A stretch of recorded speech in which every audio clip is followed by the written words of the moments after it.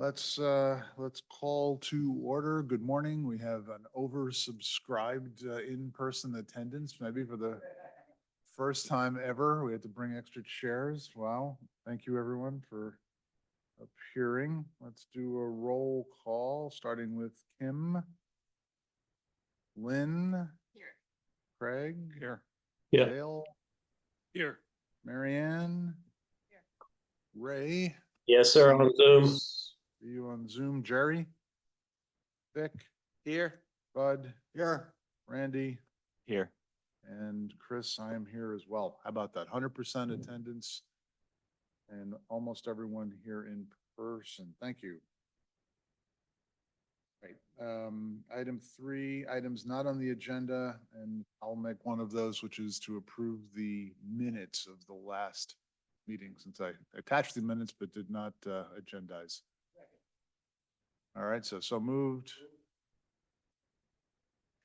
Well, between us, we didn't. Yeah. Excellent. All right, any discussion on the minutes? Okay, all in favor? Aye. All right, approved unanimously. Are there any other oral communications or items not on the agenda this morning? That's because the agenda is big. Okay, we're gonna have to, because the agenda just has a lot of things on it, we're really gonna have to keep ourselves to the 10 minutes per item. And let's start with item number 4. Kim, you're up on, just bring us up to speed. I know you've been working like crazy, and you and other people have spent time here at Town Center on the plan for the Emergency Operations Center. Okay, great. Thank you.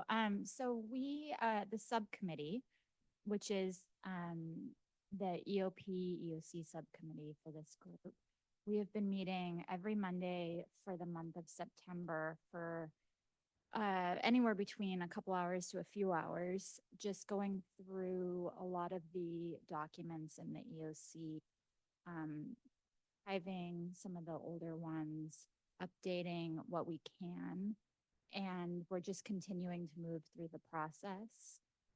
And we have just scheduled for the month of October the same thing. So every Monday for a few hours, we're going to just continue to go in there. It's open to anybody on the EPC committee that would like to stop by during that time, just to kind of see what we're doing.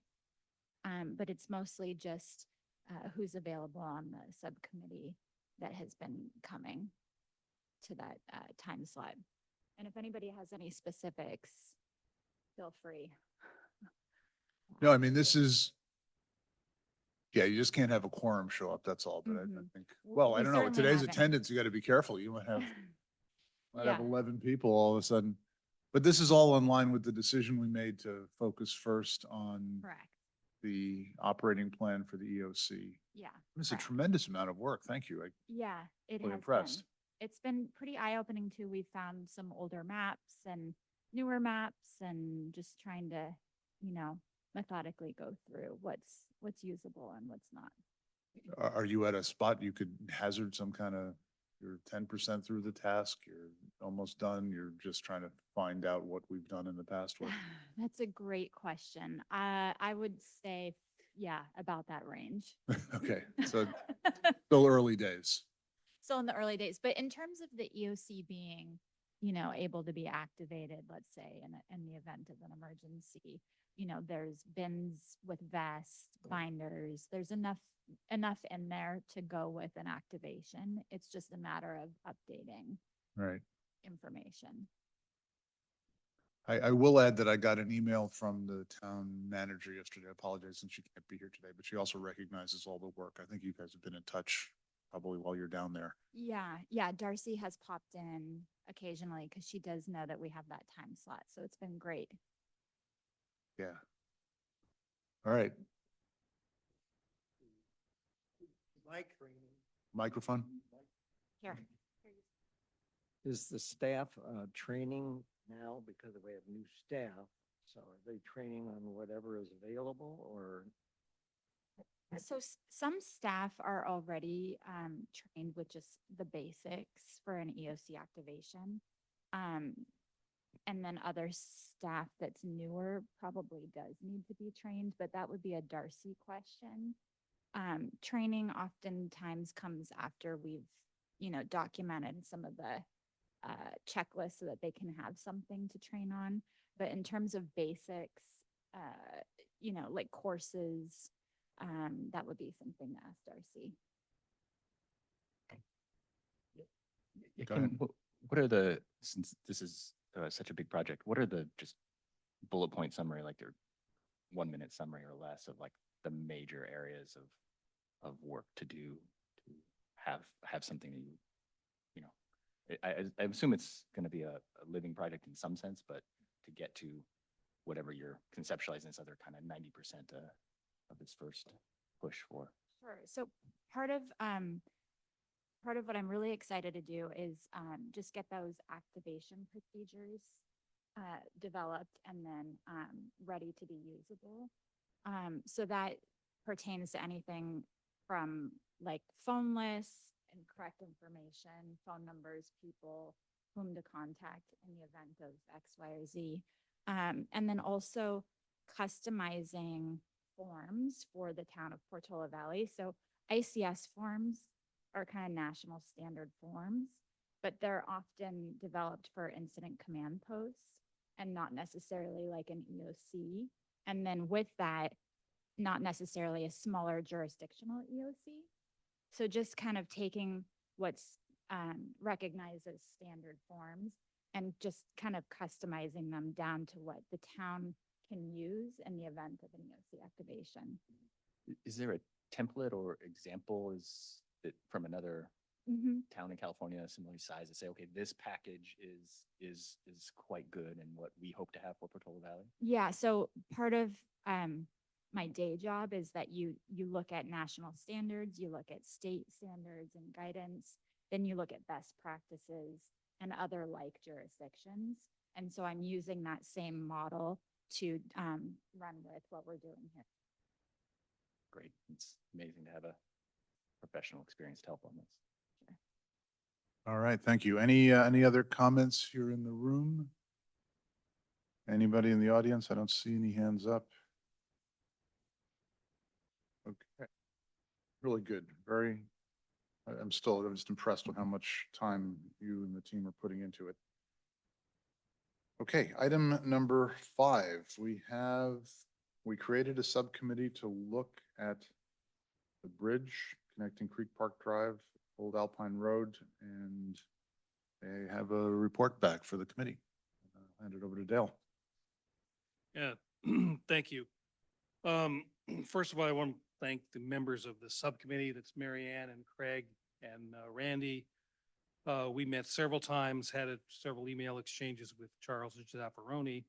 All of this is relating to a presentation that Charles made to this committee about some upgrades, repairs, refurbishment of a bridge that connects Creek Park Drive to Old Alpine Road.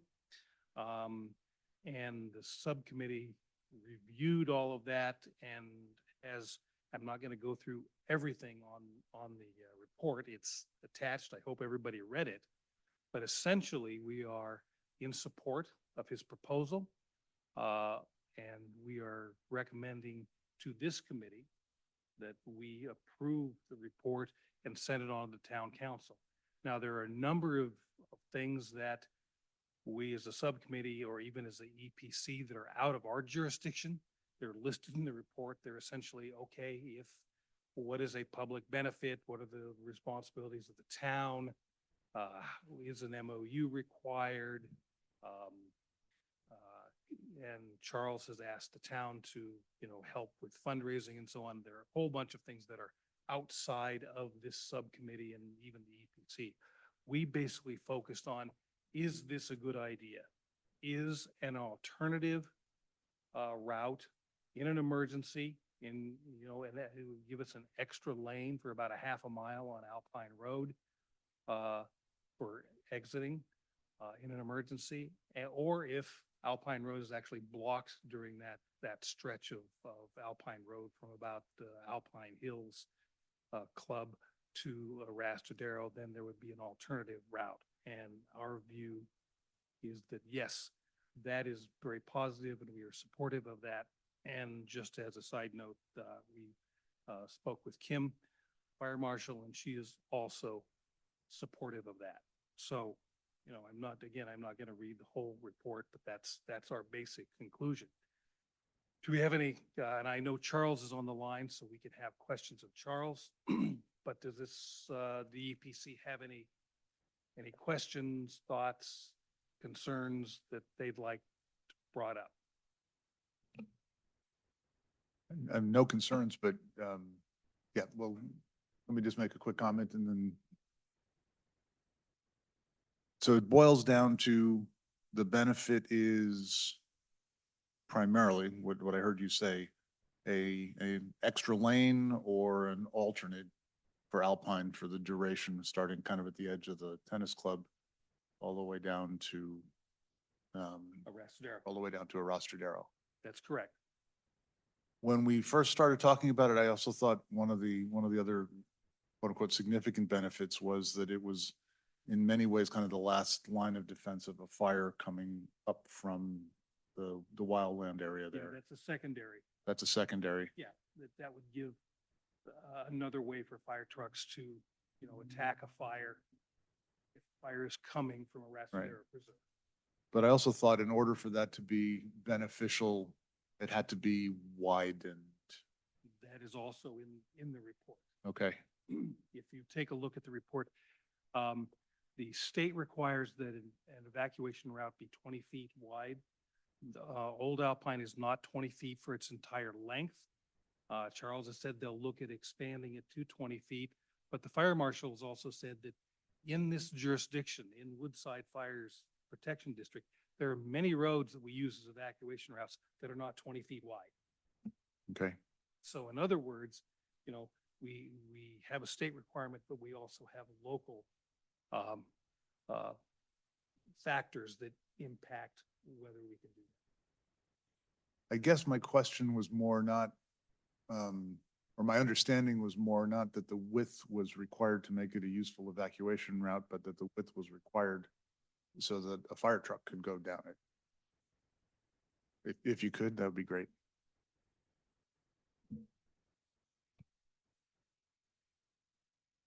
It can be a complicated question. Wow, that's really loud. Blow it away. It's a complicated question because it is true, as Dale said, our jurisdiction, there are many roads that are not, they don't comply with the widths that we want. However, we do have widths that our engines can still go through that we've allowed in the district because of the topography in our district. We've had to make certain allowances. So when we look at development, that is certainly part of what we look at, how we widen our roads. But when we have existing roads that are there, if we can widen them during the development of it, then we can. But there's nothing that would trigger the requirement to widen it unless we are looking at increasing housing, or there's specific things that trigger the widening of the road. Because it's existing, it's what it is. If the developer can make it wider, it's great. If they can't, we can still work with what is there, because we even have roads that we are on that are, 12 feet wide. So I told Dale, as long as we can even make a road that's, more than 12 feet, then that's fantastic. And some of them are wider than that. So any more than 12 feet is what we would desire to have. But there is a lot of considerations to be made, and if they can make them, then that's great. Great. Let me ask maybe more specifically, it was perhaps a misconception I had, was that without this bridge, the fire department, both Woodside and I guess that's actually technically in Santa Clara County's jurisdiction, would not send a truck down there. And my because it's video section very narrow, recorded. and Is there's everything no way right? out. Recorded. But with I the have bridge, not you yet would feel edited. differently about that? And if everyone in the public could just be sure you're on mute, thank you. So operation, that's not part of the plan right now.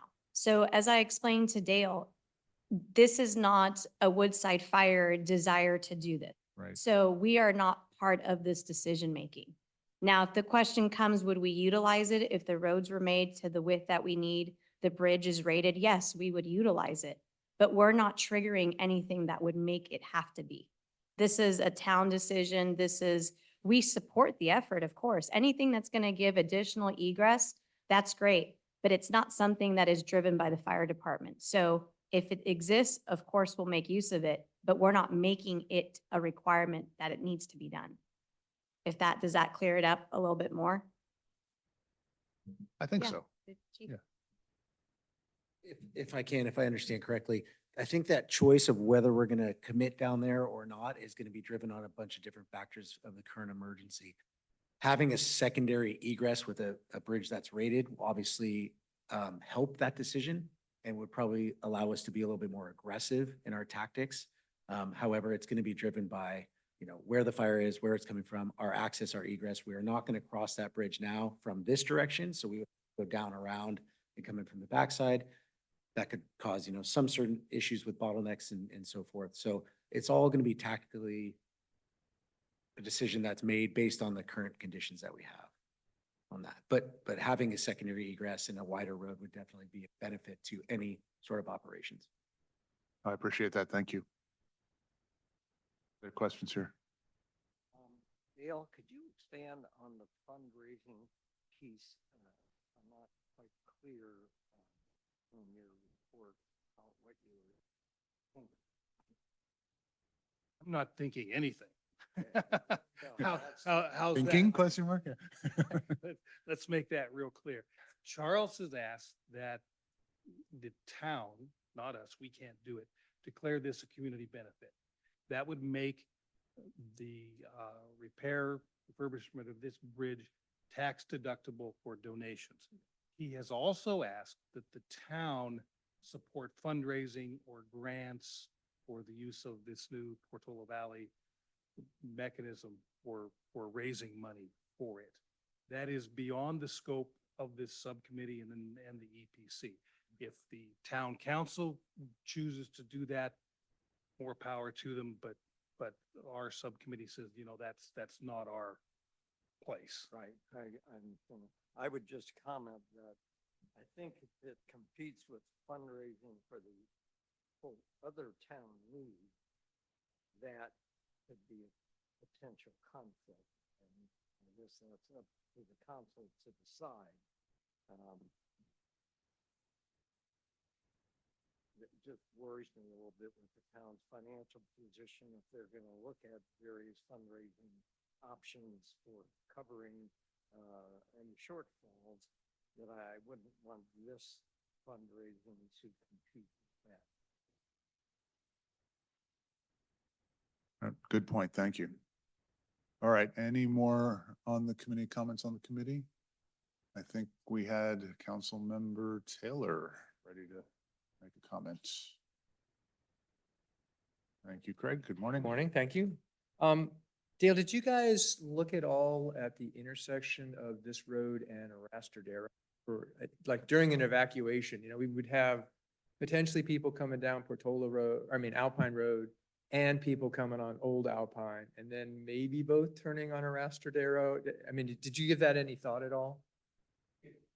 Greg, that's going to be like all the other intersections in town. It's hopefully we'll have a sheriff or someone, Okay. Leading traffic. Every other major intersection, whether it's West Ridge intersecting Alpine or down in Ladera, same issues. Yeah, except they're particularly close. Yeah, but okay. And this may be a question for Charles. Who manages this project? Like who's gonna, if it went ahead? Yeah, it's Charles. We can have Yeah, Charles. Yeah, address it. that's what Charles? Yeah, we haven't locked in a contractor yet, just because kind of funding is the big question for the feasibility of the project when we undertake it.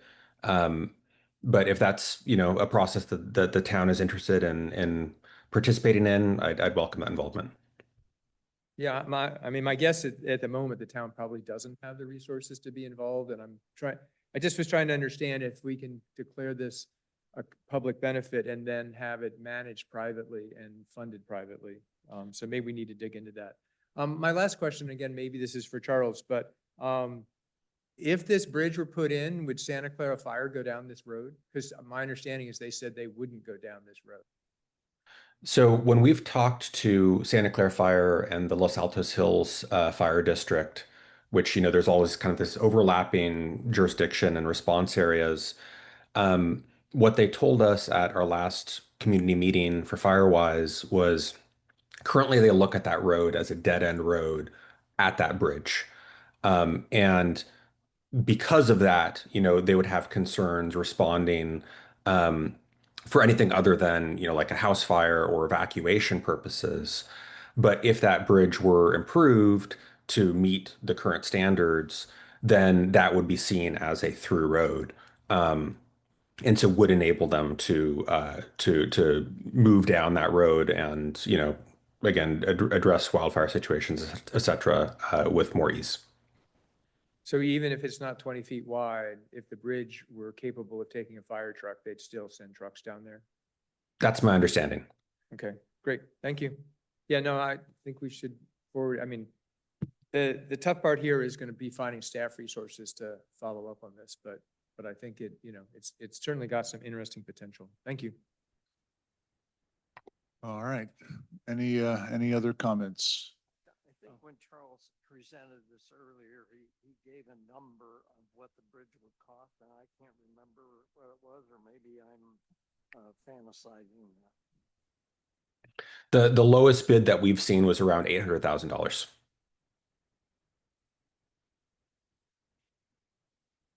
All right. Dale, did you have another comment? I have no other comments. Charles, do you want to say anything more?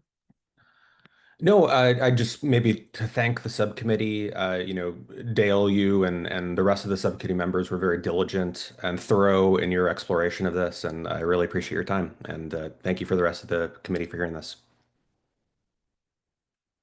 All right. So what's the action, Dale, that you want the committee to take, if any? I would move that the full EPC support the report of the subcommittee and recommend that report to the town council for their action.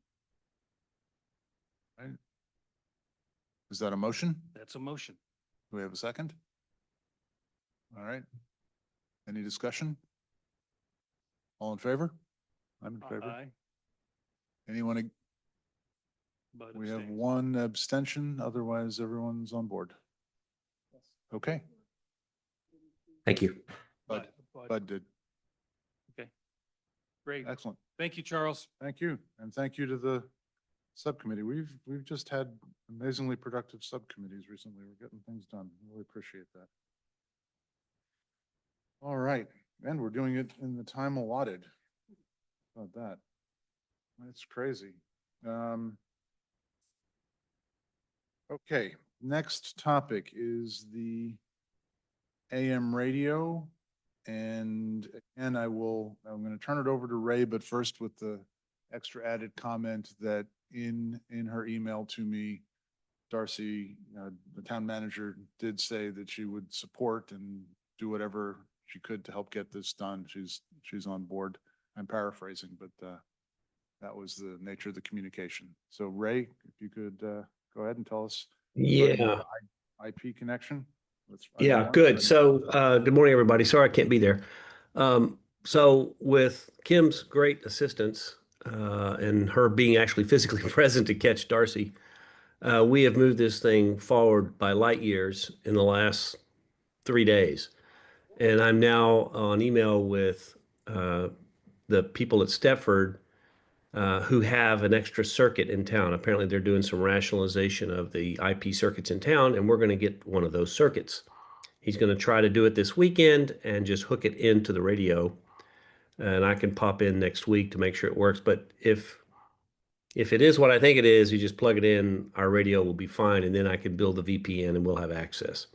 So it looks like the problem is being resolved in the next week, which, I'm hopeful, as I'm always, up and to the right. But, I'll believe it when I see it. This is like Zeno's arrow, right? We're getting closer and closer to the. Yeah. And the upshot, Ray, just for everybody who's listening, is that with this circuit, people authorized to do so, can remotely access the AM radio and control it, turn it off if it's malfunctioning, and change its message at the direction of officials who want the message changed. Yeah, thank you, Chris. That's exactly right. This gives us full control, which the FCC requires. But for us, practically, it allows us to change the message as needed. And we did, by the way. I went down to town and Wi-Fi'd in and changed the message for Zots to Tots. But that's a hassle. And, you know, people are, in the event of a real emergency, people are going to be very busy. So the ability to change the message on the fly is a big deal. Agreed. Well, thank you. That, It's a good report. thank everybody. Yeah, here we go. Yeah, yeah. And thanks, Kim, for that extra nudge. That was really helpful. Nothing like a little FaceTime, I got to tell you. All right, item B under this is promoting the radio. That was added. Someone submitted, so we should add that to the agenda. I don't know if it was you, Ray. Well, it's been discussed. I didn't add it, but you know, we need to get it out there again. There's so many people don't know it. Kim and I were talking about it. There's so many people don't know about it. Jerry did some magnets, I don't know, a couple of 3 years ago. We should, you know, refresh that, like painting the Golden Gate Bridge. We should refresh often, and we should get it in the PVSD updates. It should be in every one of them, you know, sort of a permanent banner at the bottom, AM radio, blah, blah, blah. And you said PVSD specifically? Did you mean? Yeah, well, let me bring that up. So, Kim, through Roberta over at the PV School District, I went and spent 30 minutes with Roberta. They are very active users of UHF radio amongst themselves in an emergency, and they expressed an interest in perhaps using the AM radio to talk about traffic pickups, whatever they need to manage school comings and goings. And provided it fits within the TIS definition by the FCC, it should be just fine.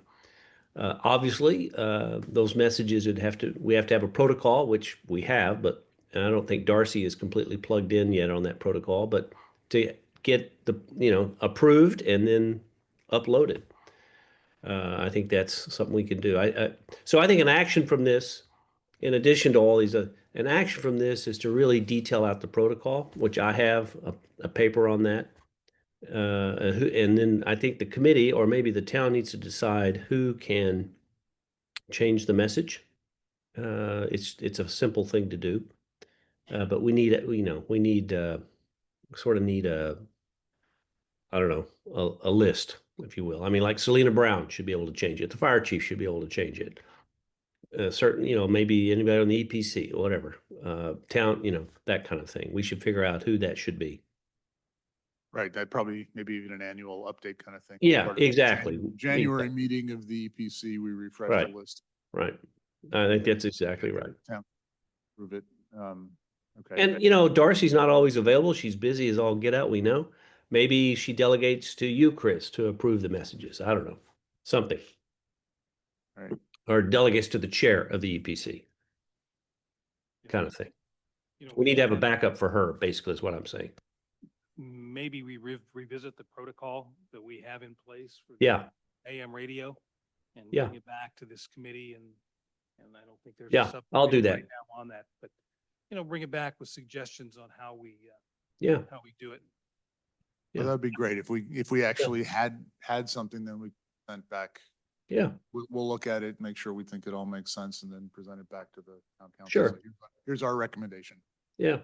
what you do. And I'm seeing a nod from Councilmember Taylor. That seems like a good. approach. Good. Thanks, Craig. Yeah, yeah, I think we're all pretty reasonable here. It all makes sense. Ought to be done. But we'll document it and get it in the minutes or get it in the whatever. Question, Ray. Going back to the messaging to the community, just kind of, you know, getting those next generations aware of the AM radio that we have in town. Yeah. Did you want to bring up the signs at all, or?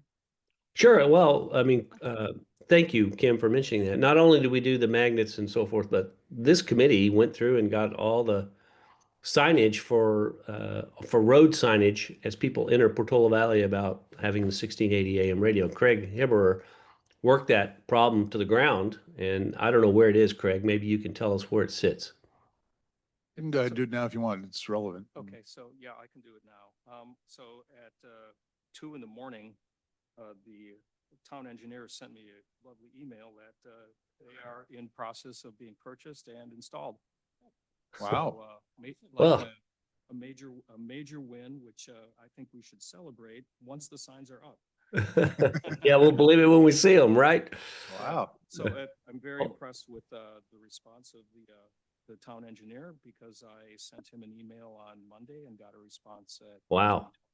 So that's Well, great. we should all go over and give Darcy a high five. Yeah, I was gonna say, new leadership in town. Thank you, Darcy. Wish you were These are here.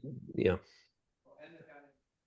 This is, And this of is, course, the people doing all the work. All yeah, right. this is Robert Burt, town engineer. If you have any questions, feel free to let me know. We're in the process of finalizing the order. We have the order put in. So we're hoping, fingers crossed, to get them installed by the end of this month. But we are making good progress. Thank you. Got it. Good. Thank you, sir. And thank you, Craig.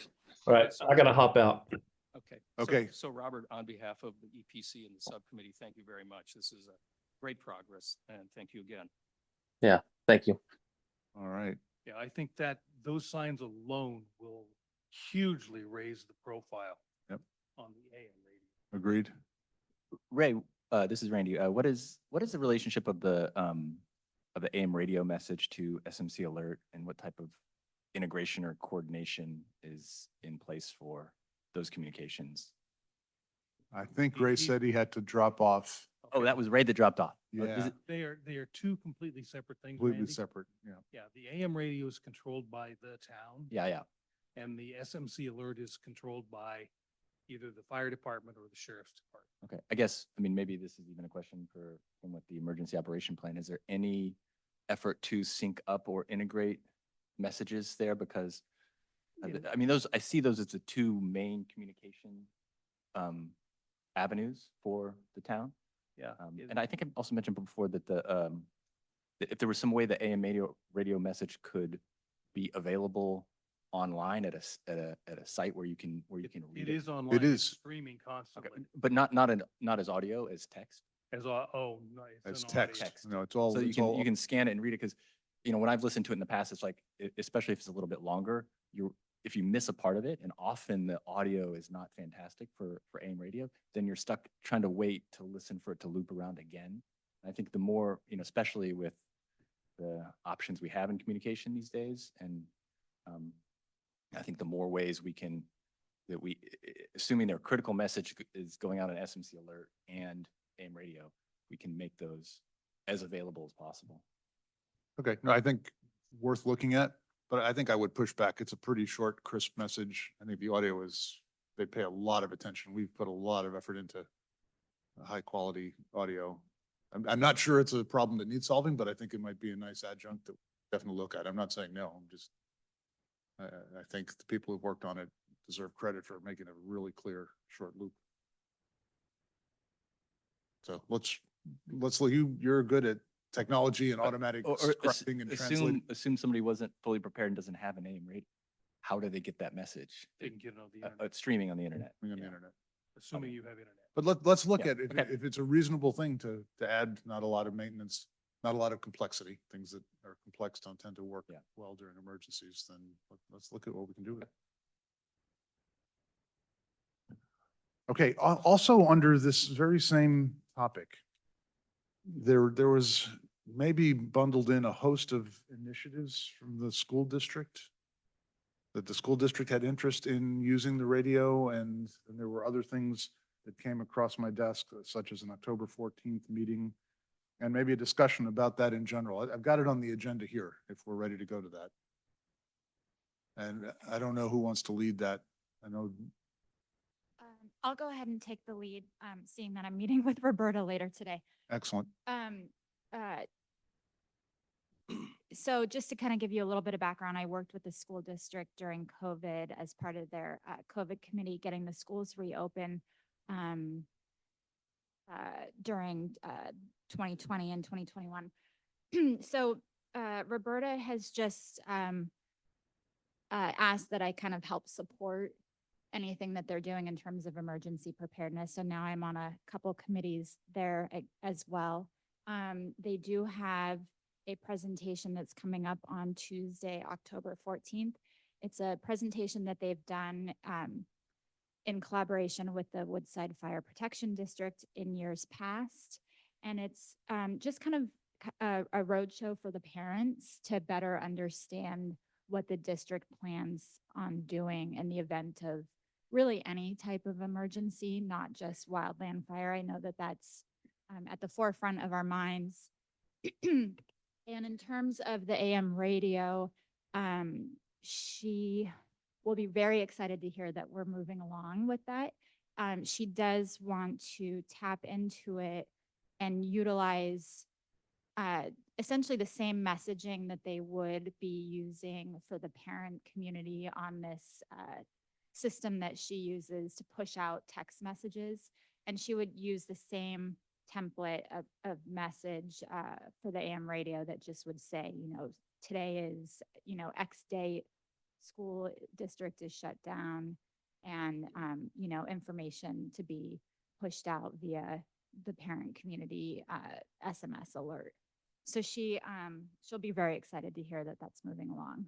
She's concerned about, I guess, the reason why is because she's concerned twofold. One, the school district oftentimes does not, they're one of the first to go without power in this community.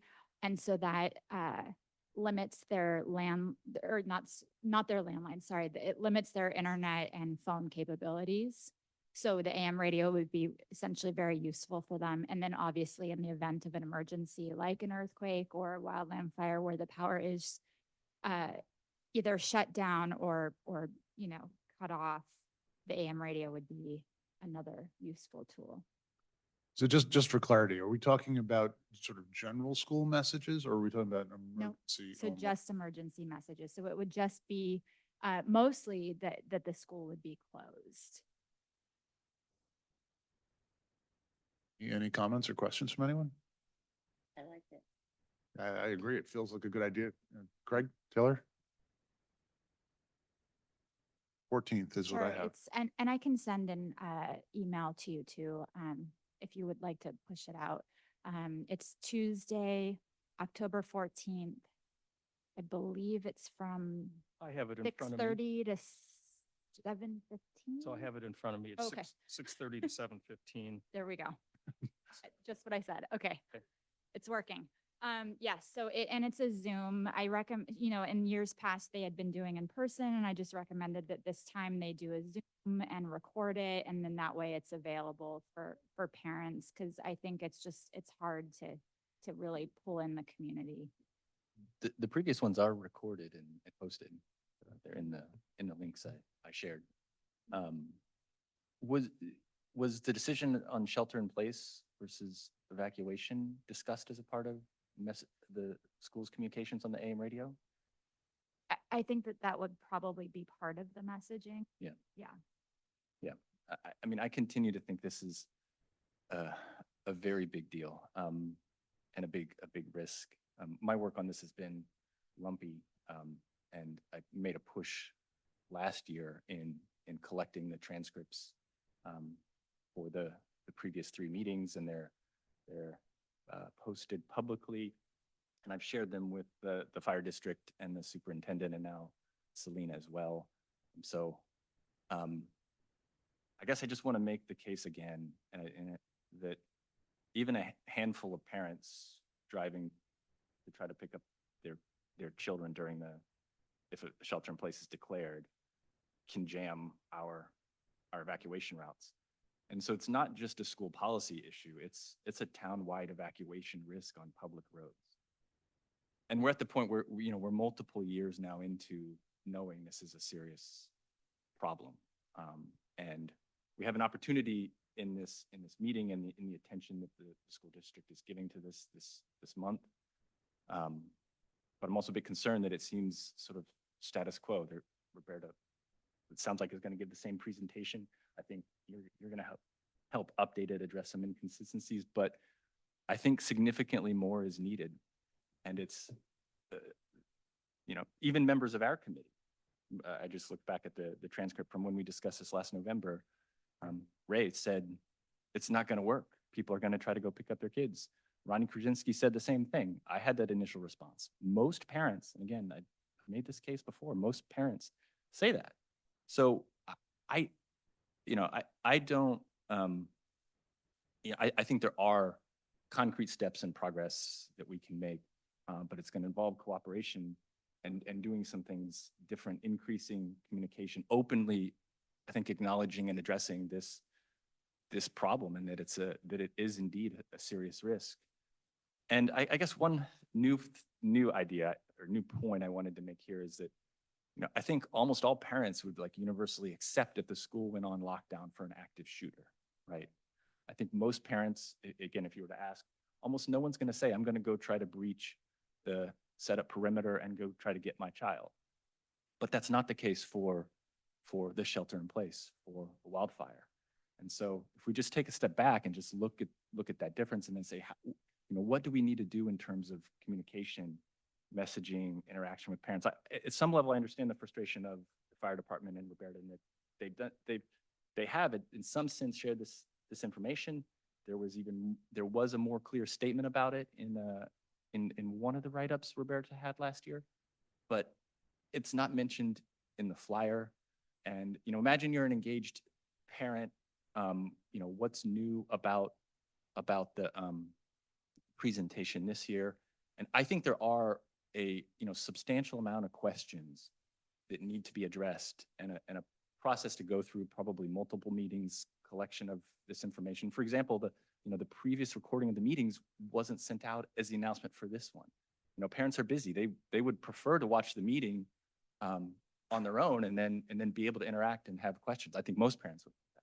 So there's an opportunity here, but it's going to involve, I think, people addressing, and particularly authorities, tackling this difficult, thorny issue more head on and seeking support. I mean, there's various groups that can help. And again, I've been working on processing the transcripts and can help on the communication side. And I developed an AI tool where parents can ask in natural language questions, and it does a retrieval augmented semantic search of a question extraction that's been done on all of the parent meetings. So I put substantial work into this. I've been making another push. I've had my research assistant help update transcripts recently, and I'm willing to put more work, into it, time boxed to some extent, but there is, help available, and I think there's a good opportunity to make some progress. But again, I urge y'all to think through the risk of this, of parents trying to pick up their kids, and support some more extensive engagement. There's such experience, in this room, but this is slipping. This is at this intersection. So it sounds like, well, thank you for that. And I think you hit some pretty important points, and hard to argue with the thought that trying to stop a parent from getting to their kids at the boundary, saying road is closed, good luck, right? Maybe that falls under kind of the open issues we have in the evacuation planning for the town, right? We talk about that as being a continuously updated thing. Maybe it's something we work towards incorporating into the committee's goals next year. That meeting's coming up pretty soon, right? There'll be a new chair. We set the next year's goals. I'm open to any other comments or questions right now. Just a quick question. With the evacuation plan that was written just recently, did the Priory and the two schools, Ormondale and Corte Madera, were those, I mean, obviously they were part of the criteria, I guess, in terms of developing the plan.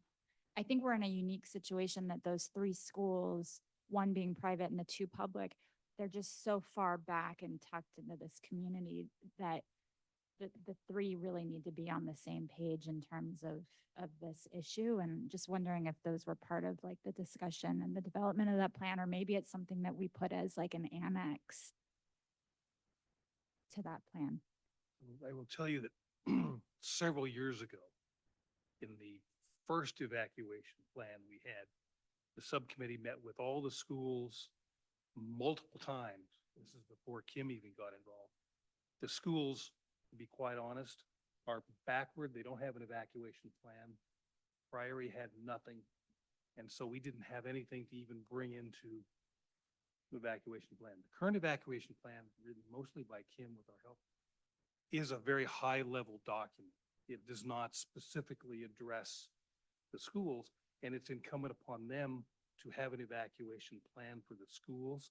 And then that could be incorporated into the town's evacuation plan, similar to what should happen with Sequoias. You know, we do not have, they have their own plans, very extensive plans, but it's not part of the overreaching evacuation plan that we have, because it's quite a high level document. Yeah, I mean, it's my understanding the school evacuation plans have developed kind of over the last 2 years, and there has been some progress. When Rob and I met with the facilities manager at Corte Madera, I think he was for PBSD, he's no longer with the district anymore. He was honest with us. He said what they called the plan, he said, this is a template. And I'll direct quote, it raises more questions than it answers. And then for a long time, I don't know if this is true this year, but the wildfire evacuation section was blank. It was a placeholder in the emergency document that the school district sent out.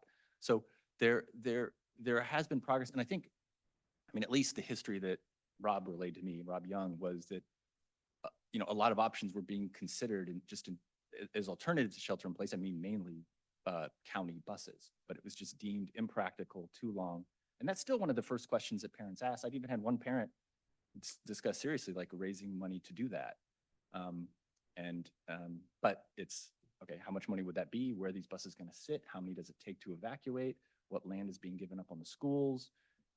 How are these being maintained? Who's the personnel that's on staff that's authorized to drive it? So there's a huge number of questions that parents have, and I think what isn't being done is adequately addressing them all. And I think that's it can take a little bit of time, but there are ways to make the authorities' time very efficient. And you all have great answers. I mean, it's not a great situation, but the answers are there. And I came around from thinking I would be non-compliant with this and thought, I'll buy a dirt bike and I'll go. But none of those, you go through this process, they don't make sense. I'm still even discussing it with my wife, trying to get her fully on board. And she keeps asking other kinds of questions. And so I think we need to flesh that out, and it starts with facing it head on. Like the flyer for this meeting should say, schools may have to shelter in place, which means you may have to evacuate and leave your kid to shelter in place at the school. And it's, I mean, how do you do that in a way that doesn't cause, just a massive problem? But I think that kind of thing. I think we appreciate the point Okay. and the seriousness. And I really do believe the way to go forward is to get that incorporated, put it to the committee to see if it becomes a goal for next year. And I made a really good case. Well, again, I mean, this is a town-wide risk. If there is an urgent fire, an LA fire, a Maui type fire during school hours, this is a town-wide risk, not just and it can be generated only by just by a relatively small number. And given what we know about the degree of non-compliance with this, I would again ask for some more urgency, particularly because we have an opportunity this month with the presentation. I feel another increased urgency. I sent this tool out, this links, all full transcripts, extracted Q&A, a lot of work last year.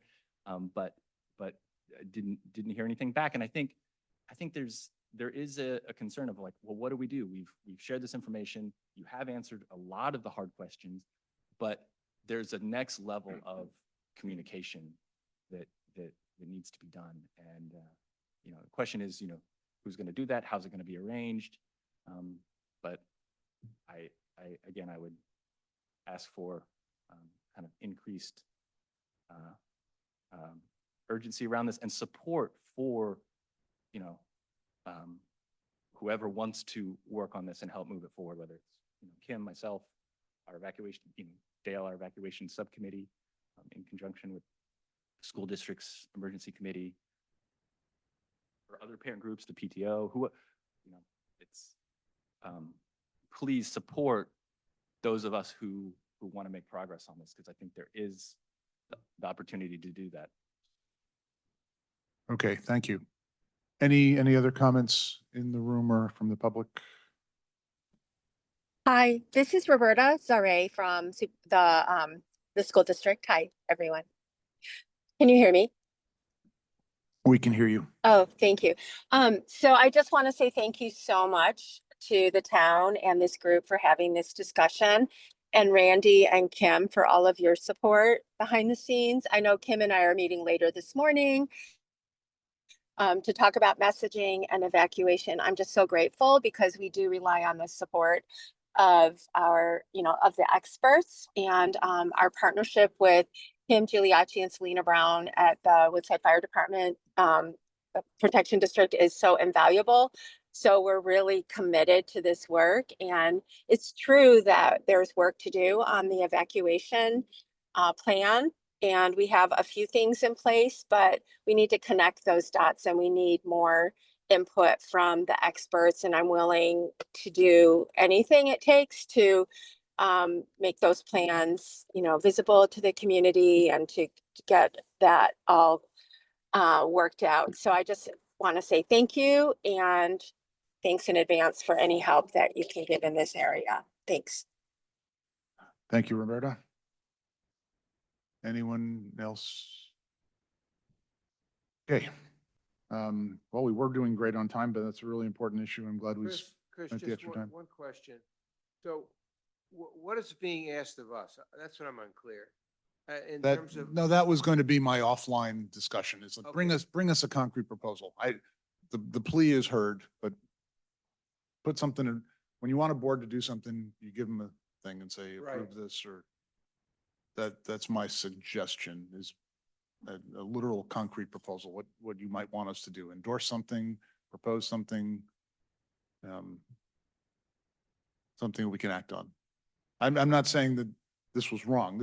You made a very clear, impassioned plea for what you think is a big problem, and it sounds like it really is, and I think that has support, but we need an actionable plan, and not at this time, because we really have to move on.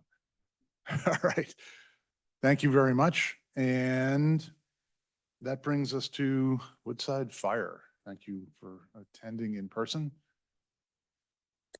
I'm here. Selena's here. If you want me to just go really quickly and let you guys know what we've done in this past month here.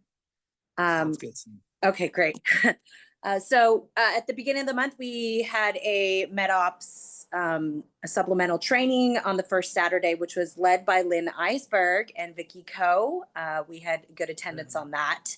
She can touch more on that later if necessary. Following that, we had the Portola Valley Town Picnic, where a team of CERTs helped the Sheriff's Department manage the Zots to Tots run. It was a successful event with no injuries, so that's a yay.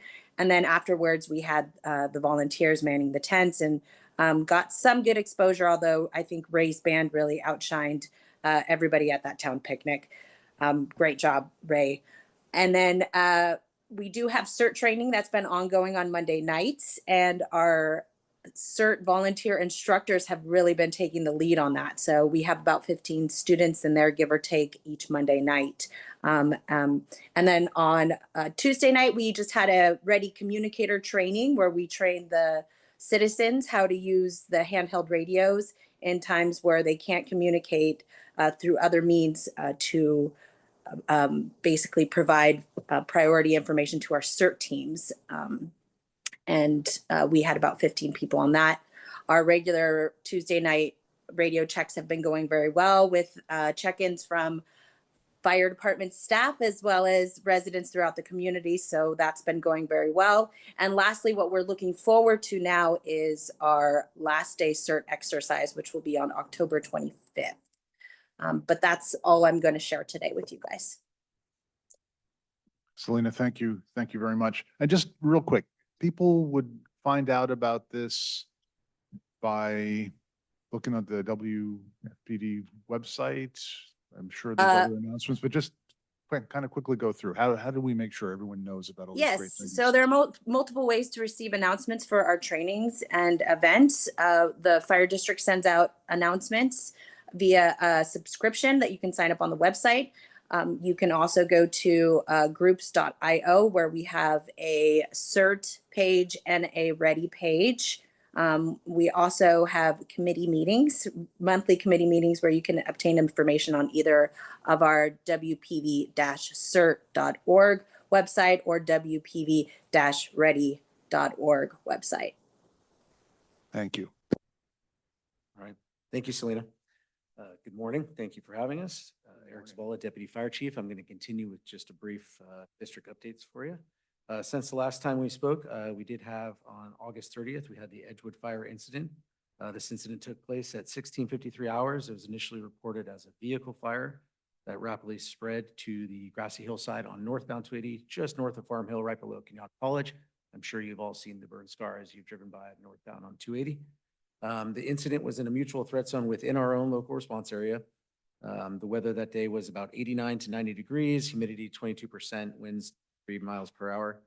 The fire escalated to a fourth alarm, bringing in multiple resources from Woodside, CAL FIRE, Redwood City, Menlo Park, and San Mateo. Full state response was also initiated. That brought in additional CAL FIRE units, including 2 CAL FIRE chiefs, air attack equipment, 2 air tankers, 2 helicopters, 9 Type 3 fire apparatus, 2 hand crews, and 1 bulldozer. So we had a good response from the state as well, which was incredibly helpful. Because of all the stakeholders, unified command was established between Woodside Fire, CAL FIRE, and the Sheriff's Office, CHP, and DEM. So we had a lot of stakeholders there in unified command. The fire was quickly contained, about an hour in total, at 1800 hours, mapped at about 10 acres total on both sides of the freeway, starting on the east side of the freeway, moving over towards the west side in the Mission Trail area. Besides the burned vegetation, there was very minimal damage. We had a couple fence posts that caught fire. We needed to remove them for extinguishment. No structural damage and no injuries. So the crews did a great job on mitigating that, and the communication within the multiple agencies was great. Let's see, moving on Wednesday, September 3rd, not too far after, a strike team request was sent for assistance to the TCU Lightning Complex fire. We sent one of our Type 1 engines out for that. They were gone, a crew of 4 was gone for 6 days. Shortly after, we also sent out a single resource radio operator request for 15 days to assist down south at the Garnett fire. All of our crews did a great job and they all returned safely. We just recently wrapped up our Fire Foundation Chili Cook-Off event. It was a great event, sold out event. We wanted to extend our thanks to all the foundation members and volunteers, and also the CERT members who put up a tent and did a great job, specifically Mark Dolan and Vicky Coe. So great job on that, obviously with the assistance of Selena. Within the department, we just promoted one of our firefighters to fire captain, Mark Akiyama. His first day was yesterday. So that's great news for us. And we're going to be holding another promotional exam for the fire captain position October 14th. San Mateo County updates. County fire chiefs and deputy chiefs are working on a revised county alarm plan with modifier updates. This will also include returning to the AVL system, which is essentially, it'll dispatch the closest resource to the incident regardless of jurisdiction, which is a great thing for us, and we're really looking forward to it. We put a lot of work into that. That's slated to go live on January 5th. And we can make modifications as needed, but the committee's been working on that pretty diligently for quite some time. So we're excited for that. On the 16th of October, we're going to be holding an internal Great Shakeout drill for Woodside Fire command staff and admin staff members. We're going to be going through the process of opening up our DOC, our internal DOC, staffing it with the appropriate positions, checking the readiness. This is a drill for the readiness of our members to work on our operational capabilities. So we're looking forward to that and giving an update on the lessons learned at the next meeting. Other than that, the state fire update, statewide, there have been a total of 7,227 wildfires, which have burned a total of 521,707 acres. So we're enjoying the rain outside as we speak. So thank you very much. I'll pass it on to Kim. Oh, thank you. Please, Hold on. absolutely. I have a quick question. Please. The fire at the Farm Hill there at Canal Sure. Village. So I noticed that this was the fire was in the middle of a eucalyptus stand. It started right below it, yeah. And that it seems, and correct me if I'm wrong, that these eucalyptus trees haven't really burned that much. Yeah, there was some partial scarring and some partial burning to them. I know that there's been some contact with Caltrans about removing some of those trees. I don't know the current status on that right now, but I know that they're out there and some cleanup stuff. Yeah, because the question is, maybe they are not burning as much as we always thought. That's my question. What's that? Okay, thank you. And we'll touch on that shortly. So. Yeah, I want to say, personally, I'm sure on behalf of the committee, thank you guys for everything you do. That was amazing. It appears that kind of overwhelming response to that fire is the tactic, right? Is you try and something like that, you Yeah, stop it obviously, with everything you possibly can while it's small. Is that basically? Absolutely. And Yeah. we were fortunate that we had some air assets available to us and they responded quickly. And that was a huge benefit for us. When something like that, it was dynamically moving due to kind of the weather. It was running up a light, flashy fuel hill. Once it crested, it had some spot firing over into the center divide and then obviously onto the west side of the freeway. So getting ahead of that quickly is obviously ideal. We had a great response from our county resources and then obviously from the state, and that really helped. So yeah, throw everything at it, everything but the kitchen sink, and we were able to get out ahead of it. So. Well, really impressive. Thank you again for everything you and all the other interagency folks do. Thank you.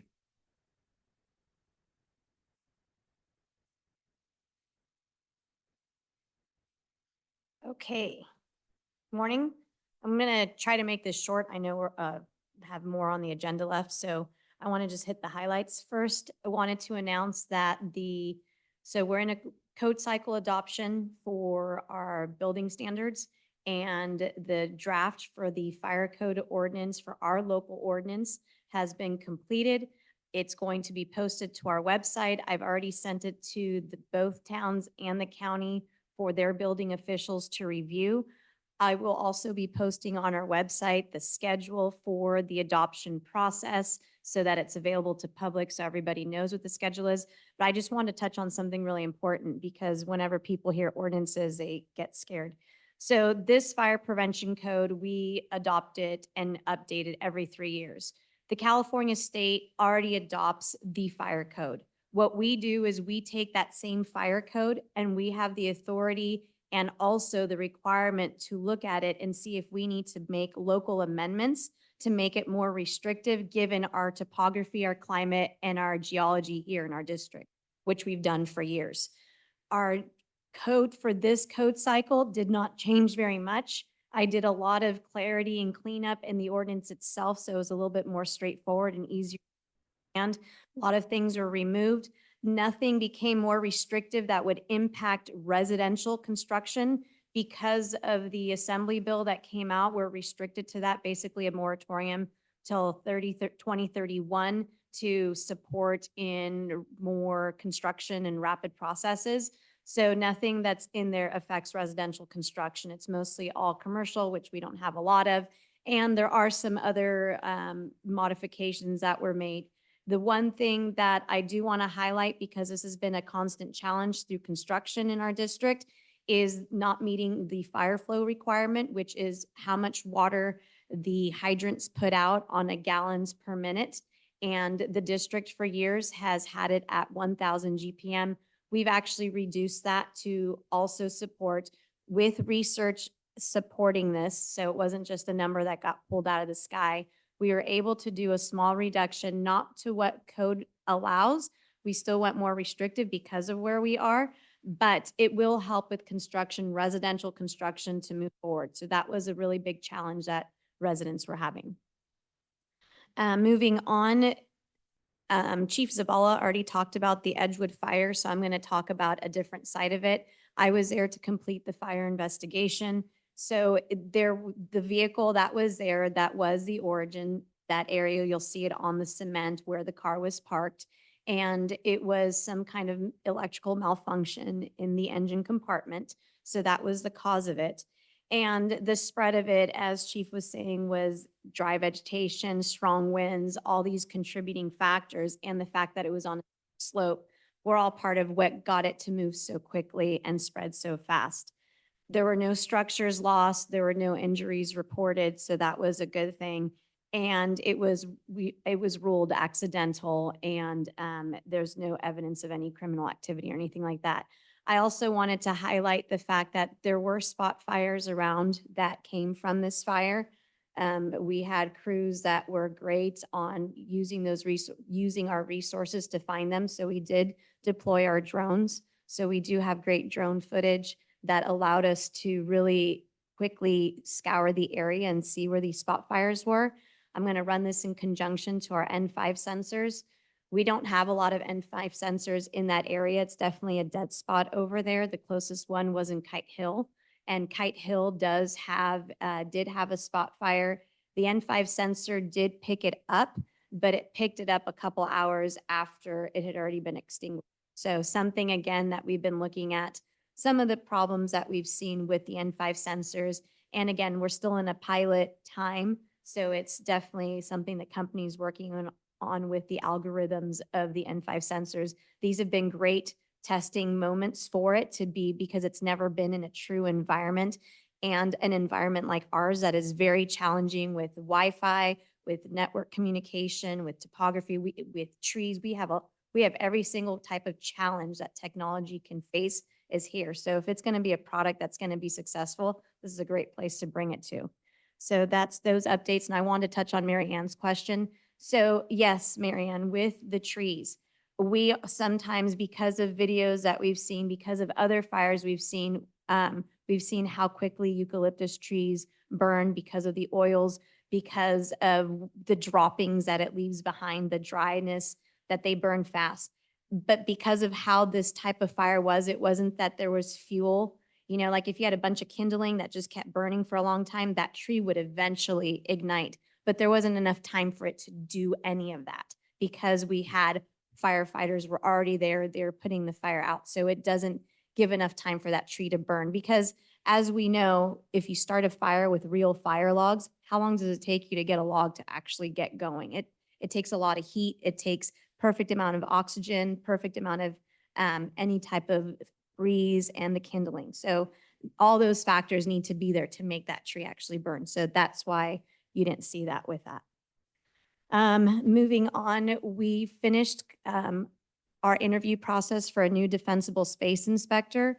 We put out a posting for a per diem position to assist us in the home assessments for our fuel mitigation ordinance, because that's really has been a challenge. Our construction has really ramped up a lot. So our fire inspectors are tapped out with doing construction inspections, that they haven't been able to spend much time with getting back to completing home assessments.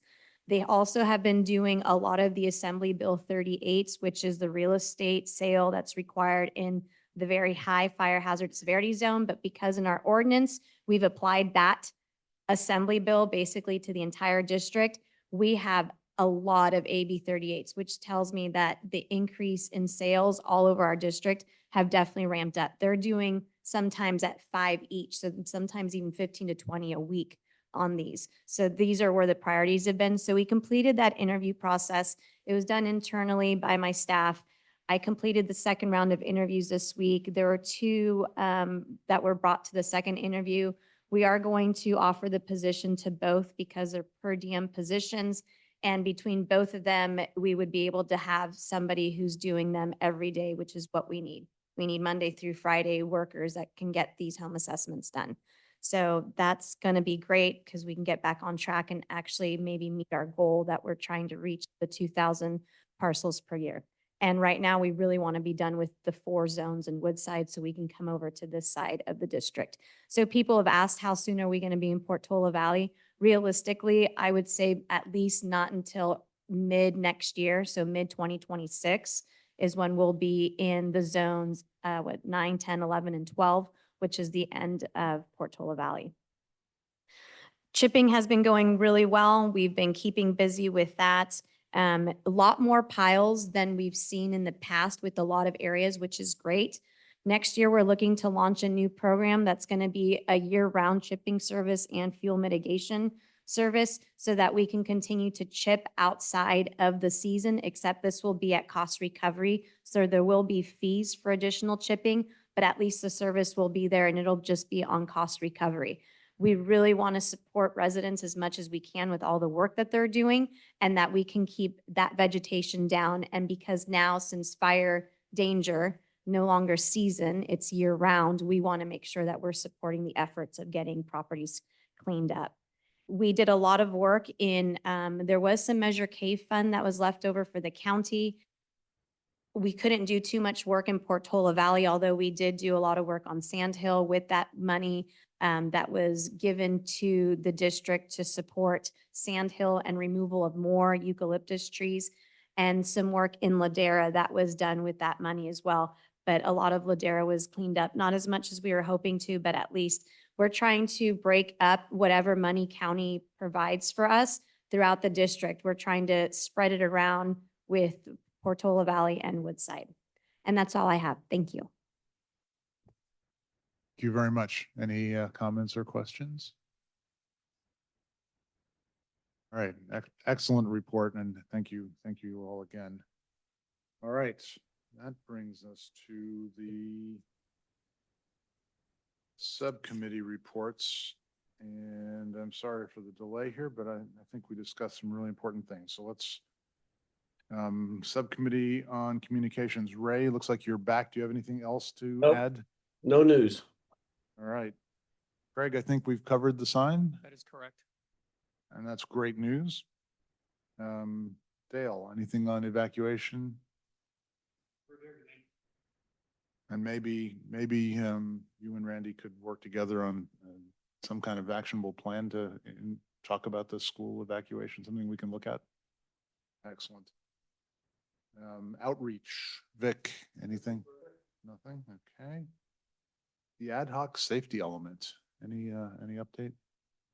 Waiting for input from the town. All right. We heard in detail from Kim on the EOP, EOC, again, amazing work. Thank you. Oh, we did have approval of the minutes in here, just at the end. How about that? All right, well, we could approve them again, yeah. All right, and the next meeting is going to be today, later, apparently. Let's see. Maybe I did these in a little bit of a rush. When is the first Thursday in November? It's November 6th at 8 a.m. Anybody know they have a conflict? Is that going to be a problem? Yeah. We have one no, One no here. 2 no's. All right. That sounds like we can still have a meeting, and I will do what I usually do and send out a quorum check. Bud, thank you for reminding me on that too. Appreciate it. Okay. And that brings us to a motion to adjourn. It's non-debatable, so all in favor? There we go. All right. Appreciate it. Thank you, everybody.